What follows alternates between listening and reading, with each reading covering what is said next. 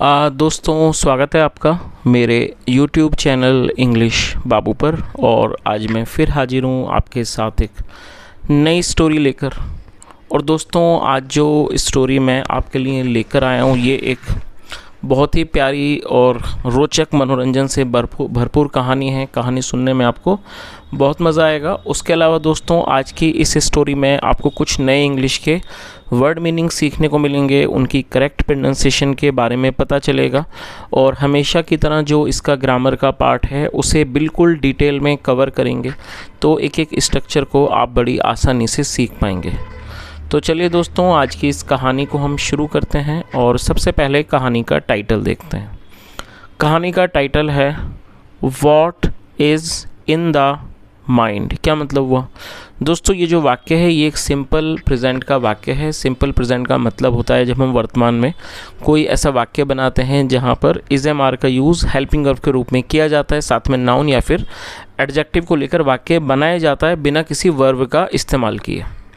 तो क्या अर्थ हुआ? What is in the mind मतलब क्या हुआ कि मन में या फिर दिमाग में क्या है। तो दोस्तों ये आज की इस कहानी का टाइटल है, शीर्षक है। और अब मैं इसे पढ़ना शुरू करता हूँ। आप लोगों से रिक्वेस्ट है कि आप कहानी को बिल्कुल ध्यान से सुने और यदि आज की कहानी में आपको कोई नया शब्द या फिर नया स्ट्रक्चर मिले तो आप उसे नोट करें और यदि कहानी पसंद आए तो लाइक भी ज़रूर करें। तो चलिए इसको शुरू करते हैं। Once the emperor made an announcement। क्या मतलब हुआ दोस्तों? ये जो वाक्य है ये एक पास्ट इंडेफिनिट का अफर्मेटिव वाक्य है और जब हम पास्ट इंडेफिनिट में कोई भी अफर्मेटिव का वाक्य बनाते हैं तो वहाँ वर्ब की सेकंड फॉर्म का यूज़ किया जाता है। मेक एन अनाउंसमेंट का मतलब होता है किसी चीज़ की घोषणा करना, ऐलान करना, और सेकंड फॉर्म में मेड एन अनाउंसमेंट। क्या अर्थ हुआ कि एक बार सम्राट ने एक घोषणा की, I want to know if there is anyone who can read the thoughts of others. तो उन्होंने क्या घोषणा की? I want to know. दोस्तों ये जो वाक्य है ये एक प्रेजेंट इंडेफिनिट का अफर्मेटिव वाक्य है और जब प्रेजेंट इंडेफिनिट में हम कोई अफर्मेटिव का वाक्य बनाते हैं तो यदि सब्जेक्ट आई, वी, यू, दे या फिर प्लूरल नाउन होता है तब हमें वर्ब की फर्स्ट फॉर्म का यूज़ करना होता है। और इस वाक्य में दो वर्ब का प्रयोग किया गया है वाक्य को बनाने में। तो जब हम किसी ऐसे वाक्य को बनाते हैं जहाँ दो वर्ब का प्रयोग करना चाहते हैं तो पहली वर्ब के बाद हमें फर्स्ट फॉर्म का पहली वर्ब के बाद टू लगाना है कंजक्शन के रूप में, और टू के बाद वर्ब की फर्स्ट फॉर्म लगाई जाती है। तो क्या अर्थ हुआ?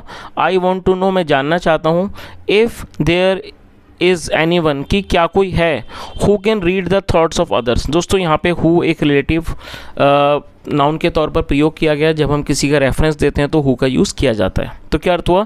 हु कैन रीड जो पढ़ सकता हो, द थॉट्स ऑफ अदर्स दूसरों के विचारों को। तो पूरी लाइन का क्या अर्थ निकला इस तरह से कि एक बार सम्राट ने घोषणा की कि मैं जानना चाहता हूँ इफ़ देयर इज़ एनीवन कि क्या कोई ऐसा है who can read the thoughts of others जो दूसरों के विचारों को पढ़ सकता है। इफ़ देयर इज़ समवन यदि ऐसा कोई है, हु कैन डू इट जो ऐसा कर सकता है, he will get a reward of 10,000 gold coins. और दोस्तों ये फ्यूचर इंडेफिनिट का वाक्य है जहाँ पर विल का यूज़ हेल्पिंग वर्ब के रूप में किया जाता है। और उन्होंने आगे क्या कहा कि इफ़ देयर इज़ समवन यदि कोई ऐसा है हु कैन डू इट जो ऐसा कर सकता है, he will get A reward उसे इनाम मिलेगा ऑफ 10,000 गोल्ड कोइंस 10,000 सोने के सिक्कों का उसे इनाम मिलेगा। चलिए आगे देखिए।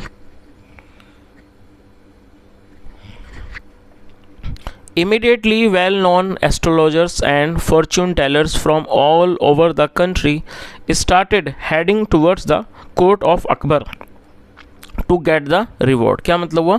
Immediately का मतलब होता है तुरंत। Well known astrologers, well known मतलब कि जाने माने, जो जाने माने एस्ट्रोलॉजर्स थे मतलब कि ज्योतिषी थे।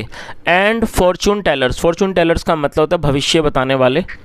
और जो भविष्य बताने वाले थे, जो किस्मत बताने वाले थे या जो कह सकते हैं भविष्य बताने वाले थे, भाग्य के बारे में बताने वाले थे, from all over the country पूरे देश से, started heading towards the court of Akbar वो अकबर के दरबार की ओर बढ़ने लगे, चलने, टू गेट द रिवॉर्ड इनाम को पाने के लिए।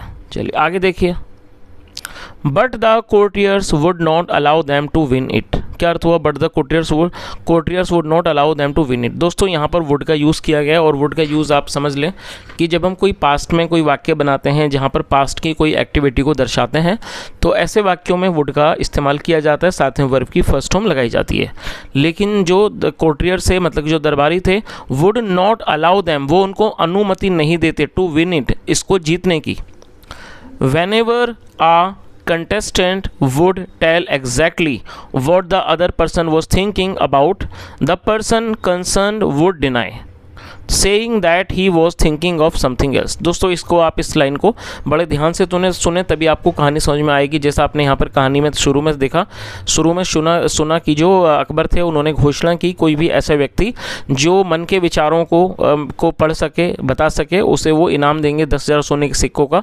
और इस बात को सुनकर जो काफ़ी सारे जो लोग थे जो इस मामले के विशेषज्ञ थे वो आने लगे, क्योंकि वो एक इनाम मतलब इस इनाम को जीतना चाहते थे। लेकिन जो दरबारी थे वो उनको नहीं जीतने देते थे, क्योंकि क्या होता था, whenever a contestant would tell exactly what the other person was thinking. Whenever मतलब जब भी, अ कंटेस्टेंट मतलब कंटेस्टेंट का मतलब होता है जो किसी प्रतियोगिता में हिस्सा ले रहा हो, जो भी व्यक्ति होता था जो इस प्रतियोगिता में हिस्सा लेता था, would tell exactly what the other person was thinking about, यदि वो बिल्कुल एग्जैक्टली वही चीज़ बताता था जो दूसरा सोच रहा था, the person concern would deny, जो व्यक्ति होता था उस चीज़ से जुड़ा हुआ, वुड डिनाई, वो मना कर देता था, सेइंग दैट, वो ऐसा कहते हुए, he was thinking of something else, वो किसी और बारे में सोच रहा था। तो दोस्तों इस चीज़ का मतलब यहाँ तक आपको समझ ही आ गया होगा कि जो दरबारी जो थे नहीं जीतने देते थे, और वो क्या करते थे कि जब भी कोई ऐसा व्यक्ति आता जो बता देता था एग्जैक्टली वही बात जो दूसरा व्यक्ति सोच रहा होता था, तो वो जो व्यक्ति जो जिसके बारे में बताया जाता था वो इनकार कर देता था, और वो क्या कहता था कि मैं कुछ और सोच रहा था। तो इस तरह से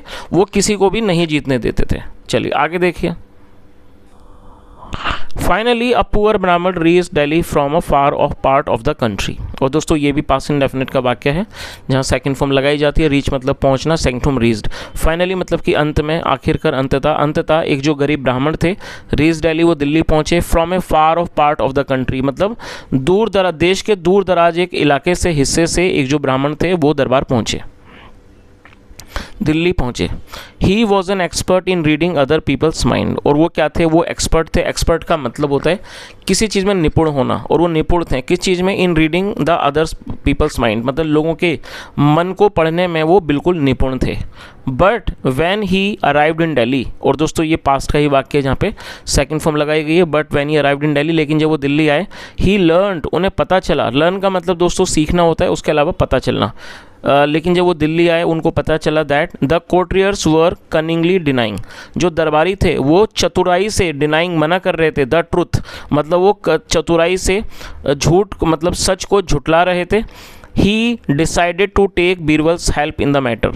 और दोस्तों ये भी वाक्य जो है इसमें दो वर्ब का यूज़ किया गया है, पहली वर्ब डिसाइडेड, और ये पास्ट इंडेफिनिट का वाक्य है जहाँ सेकंड फॉर्म लगाई गई है, उसके बाद टू, फिर वर्ब की first form. He decided to take Birbal's help in the matter, उन्होंने इस मामले में बीरबल की मदद लेने का फैसला किया, निर्णय किया। आगे देखिए। Birbal before giving any advice to the Brahmin tests his knowledge and skill. क्या अर्थ हुआ, जो बीरबल थे, before giving any advice to the Brahmin, उन्होंने ब्राह्मण को कोई भी सलाह देने से पहले tested his knowledge and skill, उन्होंने उसके ज्ञान की और उसके हुनर की, स्किल मतलब हुनर, और उसके ज्ञान और उसकी हुनर की उन्होंने परीक्षा ली। Then he said to him, फिर उन्होंने उसको कहा, I shall give you an idea, मैं तुम्हें एक आइडिया दूंगा। चलिए आगे देखिए। The Brahmin carefully listen to the Birbal's advice. दोस्तों बीरबल के बाद एपिस्ट्रोफी एस है, जिसका मतलब होता है काकी के किसी नाम में या व्यक्ति के साथ को जोड़ने के लिए एपिस्ट्रोफी एस का यूज़ किया जाता है। केयरफुली मतलब ध्यान से, और ये लिसन की सेकंड फॉर्म है। तो क्या अर्थ हुआ कि ब्राह्मण ने बड़े ध्यान से बीरबल की एडवाइस को, सलाह को सुना। Then he came to the court, फिर वह दरबार आया, and told the emperor purpose of his visit, फिर उसने सम्राट को अपने विजिट का मतलब अपने आगमन का जो पर्पस था, उद्देश्य था, वो उसने सम्राट को बताया। The emperor pointing towards a courtier asked, जो एम्परर थे उन्होंने एक दरबारी की तरफ इशारा करते हुए पूछा, टेल मी, मुझे बताओ, what is this person thinking about at this moment, कि ये जो व्यक्ति है, पर्सन है, वो क्या सोच रहा है एट दिस मोमेंट, इस क्षण वो क्या सोच रहा है। चलिए आगे देखिए।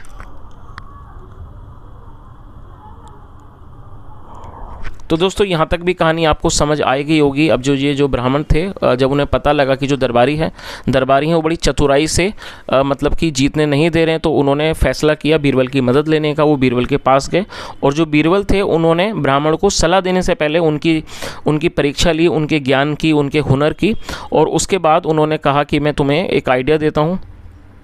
और जो ब्राह्मण थे उन्होंने बीरबल की सलाह को बड़े ही ध्यानपूर्वक सुना।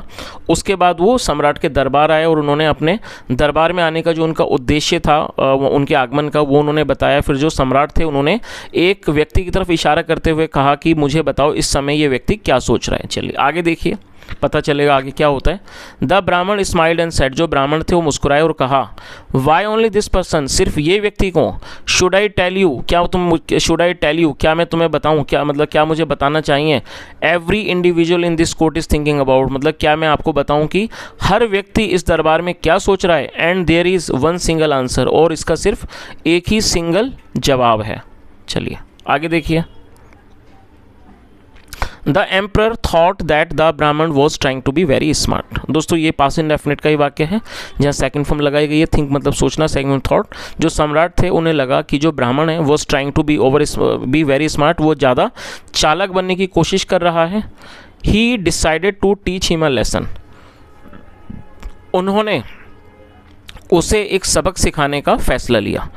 Tell me every person thought in a single answer, तो उन्होंने क्या कहा कि मुझे हर व्यक्ति की मतलब की सोच के बारे में सिंगल जवाब में बताओ। सेड द एम्परर, सम्राट ने कहा। हाउएवर, हालांकि, if your answer turns out to be wrong, और यदि आपका जो जवाब है turns out to be wrong, वो गलत साबित होता है, I shall put you in the prison, मैं तुम्हें कारागार में डाल दूंगा। चलिए आगे देखिए।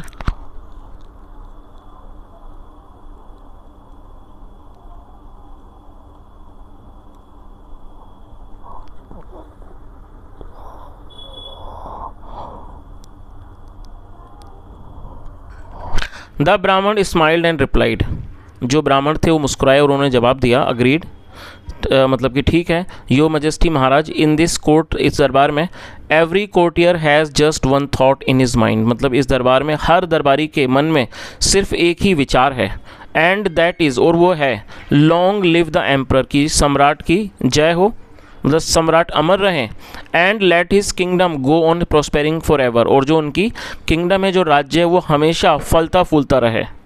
यू में आस्क द कोर्टियर्स, तुम आप दरबारियों से पूछ सकते हो, वेदर व्हाट आई से इज़ राइट और रॉन्ग, कि क्या जो मैं कहता हूँ वो सही है या फिर गलत है।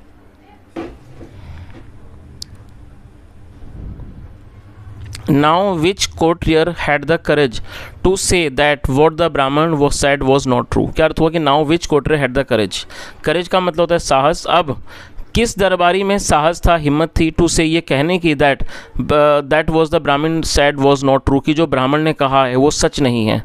The emperor too was very pleased with the Brahmin's clever answer, और इस तरह से जो सम्राट थे वो भी ब्राह्मण के इस चालाकी भरे जवाब से बहुत ज़्यादा खुश हुए।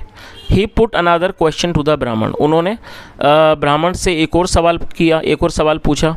नाउ टेल मी, अब मुझे बताओ, व्हाट एम आई थिंकिंग, मैं क्या सोच रहा हूँ। द ब्राह्मण रिप्लाइड, ब्राह्मण ने जवाब दिया, his majesty maharaj is thinking that all his ancestors should attain heaven, और दोस्तों यहाँ शुड का यूज़ किया गया है। शुड का प्रयोग वाक्यों में सलाह को दर्शाने के लिए किया जाता है। अटेन का मतलब होता है प्राप्त करना। तो जो ब्राह्मण थे उसने जवाब दिया कि जो महाराज हैं वो सोच रहे हैं कि जो उनके एंसेस्टर्स हैं, मतलब जो पूर्वज हैं, शुड अटेन हेवन, उन्हें स्वर्ग की प्राप्ति होनी चाहिए। The emperor was very happy to hear this, जो सम्राट थे वो इस बात को सुनकर बहुत खुश हुए।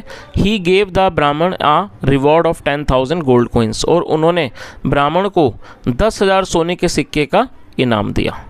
चलिए, तो दोस्तों इस तरह से ये छोटी सी कहानी यहीं ख़त्म होती है। और जैसा हमने कहानी में देखा कि जो बीरबल थे उन्होंने अपनी चतुराई से उस व्यक्ति की मदद की। तो दोस्तों ये आज की छोटी सी कहानी थी। यदि आपको कहानी सुन के अच्छा लगा हो, मज़ा आया हो, और मेरा प्रयास भी आपको अच्छा लगा हो, तो आपसे रिक्वेस्ट है आप इस वीडियो को लाइक करें, शेयर करें, चैनल को ज़रूर सब्सक्राइब करें। यदि आपका कोई भी सुझाव हो तो कॉमेंट में ज़रूर बताएँ। यहाँ तक सुनने के लिए thank you so much. Have a nice day and bye.